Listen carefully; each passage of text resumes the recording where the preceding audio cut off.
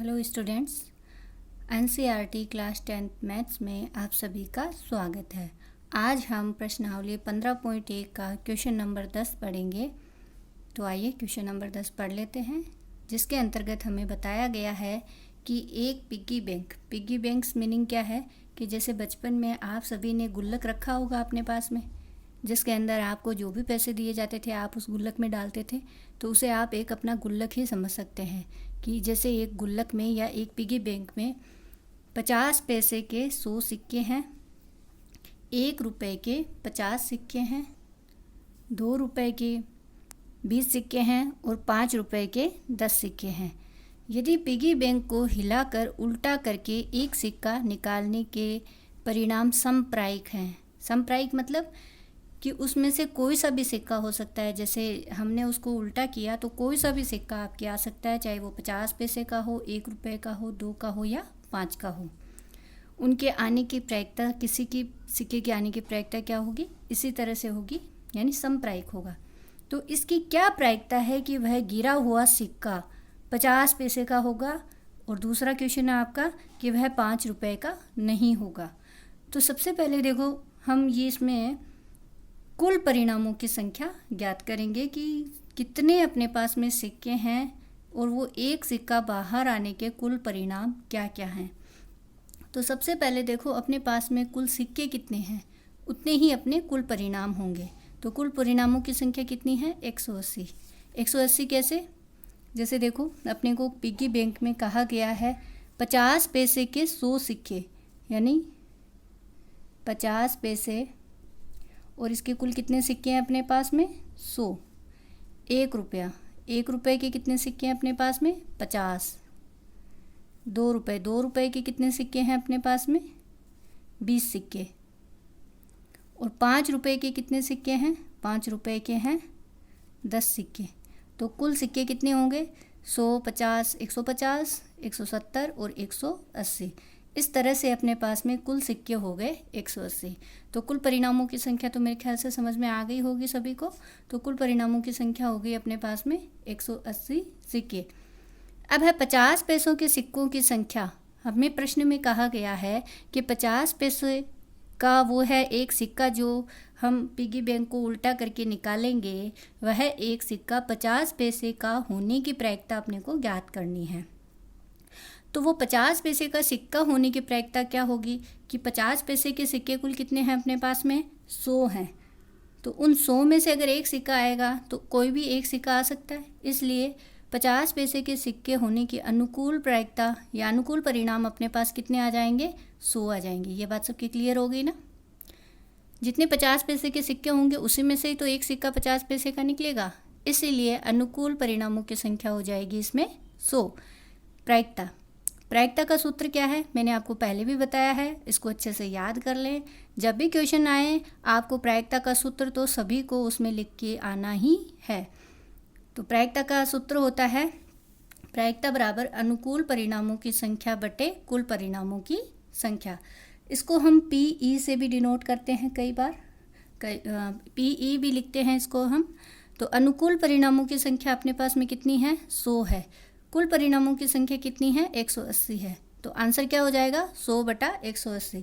अतः 50 पैसे का सिक्का होने की प्रायिकता कितनी आ गई अपने पास में, 5/9। कैसे, एक जीरो से एक जीरो कट गया तो बचा कितना, 10/18।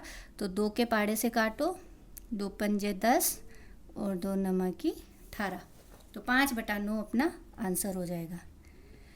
इसी प्रकार से अपना सेकंड क्वेश्चन है कि 5 रुपए का सिक्का नहीं होने की प्रायिकता हमें ज्ञात करनी है।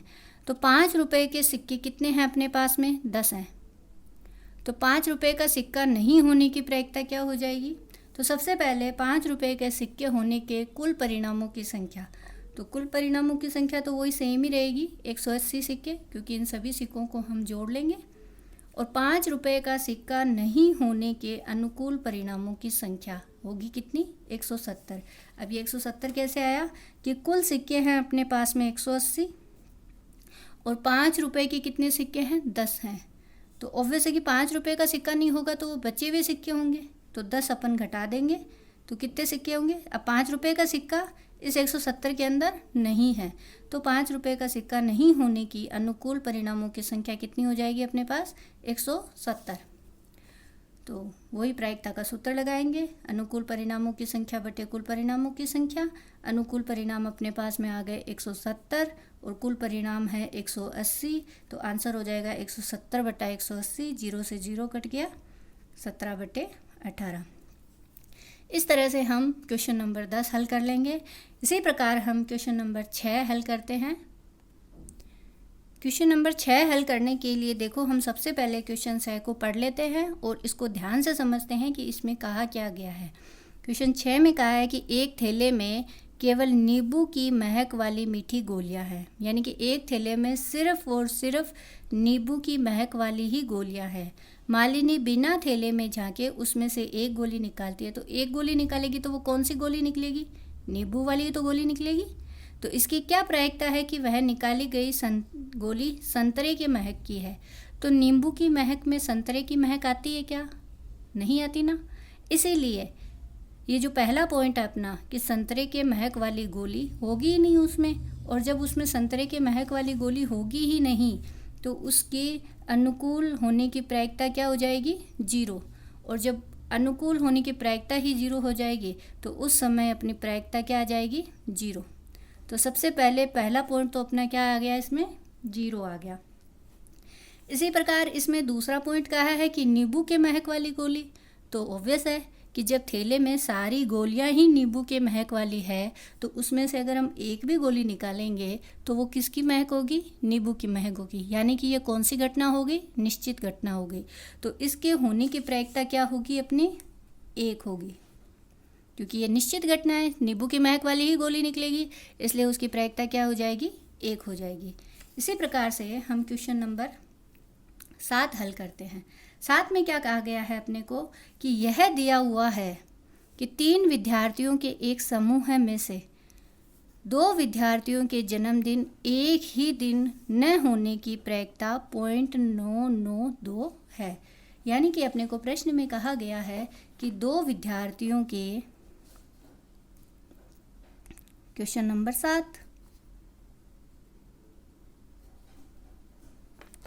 इसमें कहा है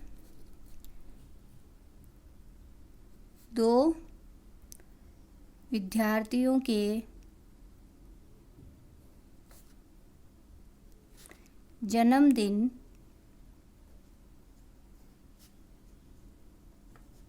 एक ही दिन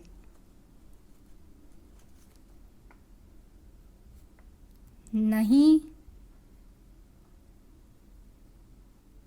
होने की प्रायिकता। और मैंने आपको प्रश्न में पहले कहा, नहीं होने की प्रायिकता को हम P, E बार, E डैश या E नहीं से दर्शाते हैं, तो इसको अपन कहेंगे 0.992। ये अपने को दिया गया है। और इसकी क्या प्रायिकता है कि इन 2 विद्यार्थियों का जन्मदिन एक ही दिन है। तो जन्मदिन एक ही दिन होने की प्रायिकता, इसको हम क्या कहेंगे? प्रायिकता E से डिनोट करेंगे। ये हमें ज्ञात करना है।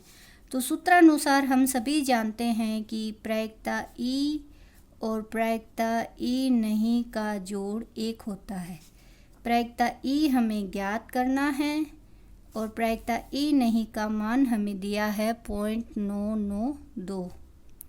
तो इस तरह से प्रायिकता E बराबर आ जाएगा 1 माइनस, ये 0.992 बराबर के इधर जाएगा तो ये हो जाएगा माइनस का 0.992।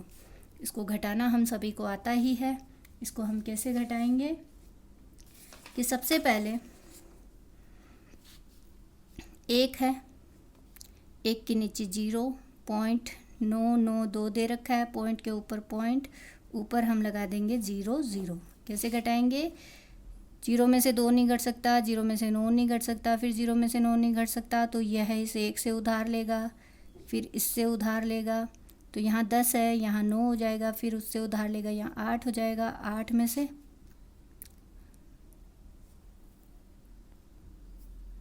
तो यहाँ 10 हो जाएगा और 10 में से 2 घटाएंगे तो कितना आया 8। फिर 9 में से 9 घटाया 0, फिर 9 में से 9 घटाया 0 0।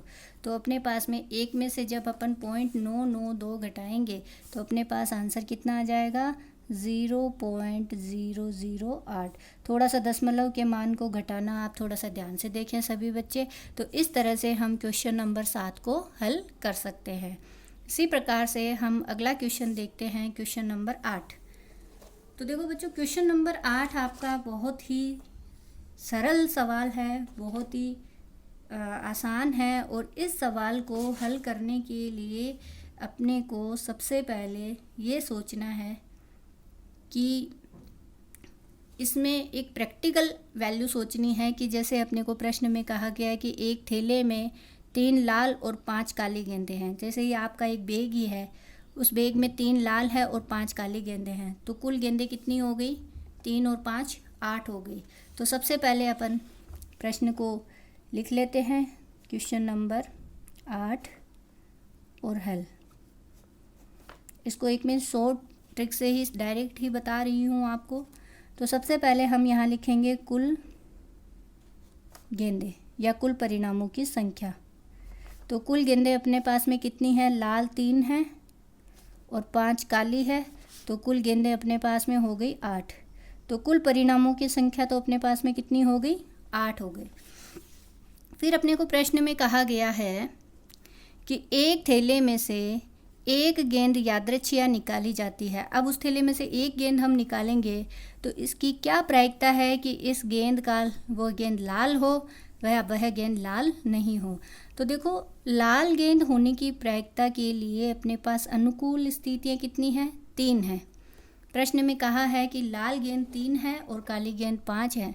तो लाल गेंद होने की अनुकूल परिणामों की संख्या कितनी हो जाएंगी 3। तो लाल गेंद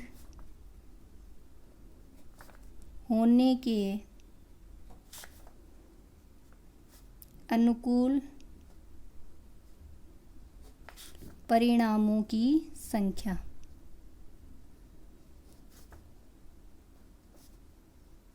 कितनी हो गई अपने पास में 3।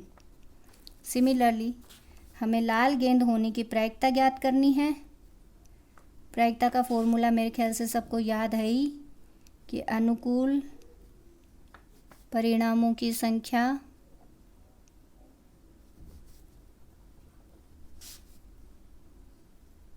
बटा कुल परिणामों की संख्या।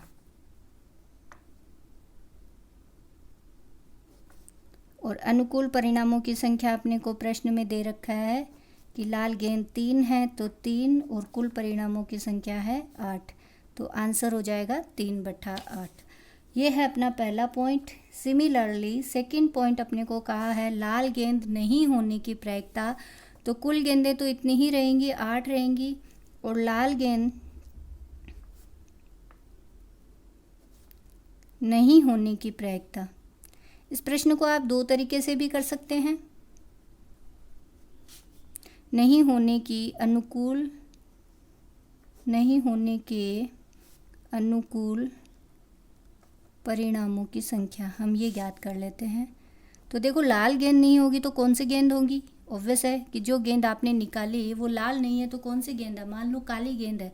तो काली गेंद होने की कुल कितनी गेंदें हैं काली 5 है। तो लाल गेंद नहीं है तो वो काली गेंद है। अतः आपके पास में अनुकूल परिणामों की संख्या कितनी आ जाएगी, इस बार 5 आ जाएगी। तो सेम अगर हम इसकी प्रायिकता ज्ञात करते हैं तो आपका आंसर क्या आ जाएगा, क्या आ जाएगा सोचो। हाँ, 5/8। तो इसी प्रकार से आप इसमें वो पूरा फॉर्मूला लिखेंगे और इसमें लिखेंगे 5/8। इसी प्रश्न को आप वैसे प्रायिकता E प्लस प्रायिकता E नहीं बराबर 1 वाला फॉर्मूला लगा के भी हल कर सकते हैं। तो सिमिलरली आप इस तरह से क्वेश्चन नंबर 6, 7, 8, इसी प्रकार 9 है जिसमें 5 लाल, 8 सफ़ेद और 4 हरी गेंद दे रखी है। और इसी 10वां में बता ही दिया, 11वां भी इसी प्रकार का है। तो आप इस वीडियो को देखते हुए 6 से 11 तक सभी सवाल इजीली हल कर सकते हैं। Thank you.